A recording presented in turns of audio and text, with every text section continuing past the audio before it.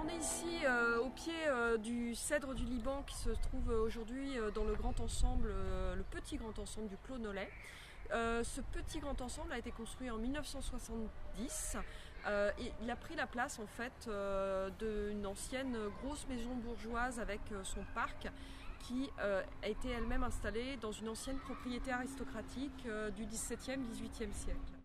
Ce cèdre, c'est un vestige en fait de l'ancien parc aristocratique et de l'ancien parc de la villa qui a existé jusque dans les années 60, cette villa qui était un petit peu plus loin sur la rue, qui a été détruite donc pour laisser la place au Clos Nolet. Ce cèdre, il avait un frère qui était installé plus sur la rue en fait et qui a eu moins de chance que celui-ci parce qu'il a été tellement abîmé par la tempête de 1999 qu'il a été en fait abattu, alors que le majestueux cèdre du Clos Nolet que nous voyons aujourd'hui, lui a été protégé du vent par les immeubles qui l'entourent, ce qui est quand même assez exceptionnel pour un arbre d'être protégé par les immeubles, c'est rare qu'on consomme.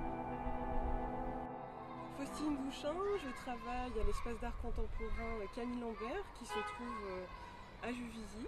Alors je me trouve aujourd'hui à côté du cèdre du Liban centenaire d'Athis-Mons que nous avons choisi pour représenter le projet d'Apolline Grivelet que nous allons accueillir au niveau de la médiathèque Simone de Beauvoir à Athis-Mons, à quelques pas d'ici.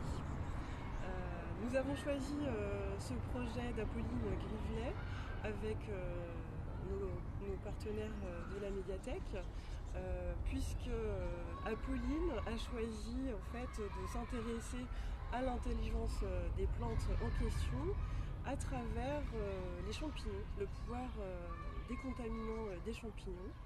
Elle va faire fructifier des champignons sur des livres dont les contenus peuvent être qualifiés de douteux, dépassés, etc., périmés. Et donc ces champignons vont pousser sur des ouvrages qui seront exposés à la médiathèque. Elle travaillera pour cela en collaboration avec une scientifique qui s'appelle Joëlle Dupont. Voilà, cette exposition sera visible à la médiathèque à l'automne prochain.